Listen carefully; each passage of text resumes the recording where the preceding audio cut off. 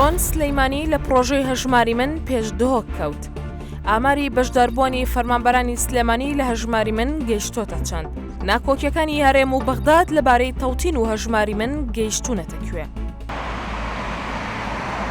پارێزگای سلێمانی لە ڕیزبەندی بەشداربوونی فەرمانبەرانی لە پرۆژەی هەژماری من پێش پارێزگای دۆک دەکەوێت. لە سەدا هەشتای فەرمانبەرانی تۆمار کراون.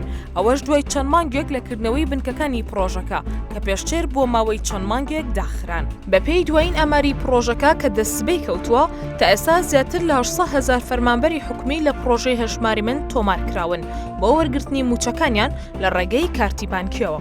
هەر بەپێی ئامارەکە لە ئێستادا پارێزگای هەولێر لە پلەی یەکەمدایە لە ڕووی زۆرترین بەشداربووی پرۆژەکەوە بە 391,810 بەشدار بوو. پاشان سلێمانی بە 218,175 بەشدار بوو.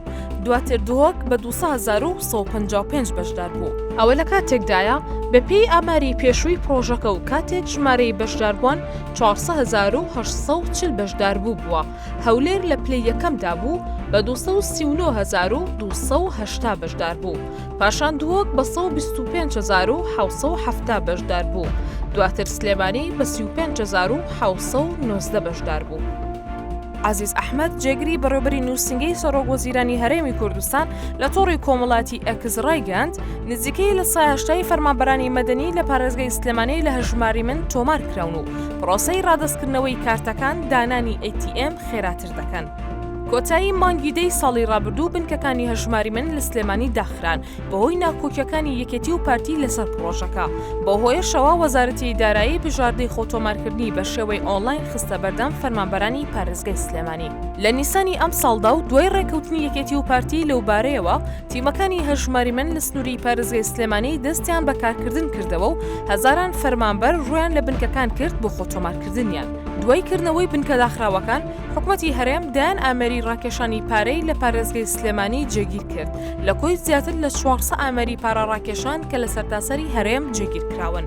فراوانکردنی پرۆژەی هەژماری من لەلایەن حکومەتی هەرێمەوە لە کاتێکدایە تا ئێستا بەغداد بە فەرمی دانی بۆ پرۆژەیە دانەناوە و جەخت لە جێبەجێکردنی تەوتینی موچە لە ڕێگەی بانکە حکومیەکانەوە دەکاتەوە. الصرفي عندي قانون الإدارة المالية لە دوایین پێشهاتدا تەیف سامی وەزیری دارایی عێراق داوای ڕادستکردنی زانیاریەکانی 600,000 فەرمانبەری هەرێمی کوردستانی کردووە کە لە پرۆژەی هەژماری من تۆمار کراون بە مەبەستی گواستنەوەیان بۆ سەر بانکەکانی ڕەشید و ڕافیدین و تەوتینکردنی موچەکانیان. یەکێک لە خاڵەکانی ڕێکەوتنی نێوان هەرێم و بەغداد کە حەڤەی تەمووز ئەنجومەنی وەزیرانی عێراق ڕەزامەندی لەسەر دەربڕی تایبەتە بە پێکەنانی لیژنەیەکی هاوبەش بۆ تەواوکردنی پرۆسەی تەوتینی موچە بەپێی بڕیارەکەی دادگای فیدراڵی.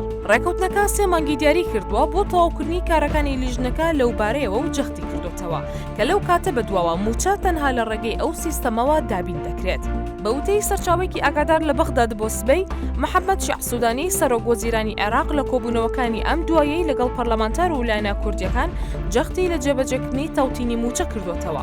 بەڕوونی گومانی خۆی نیشانداوە لە گەیشتنی پارەی موچە بە تەواوی بە موچەخۆران.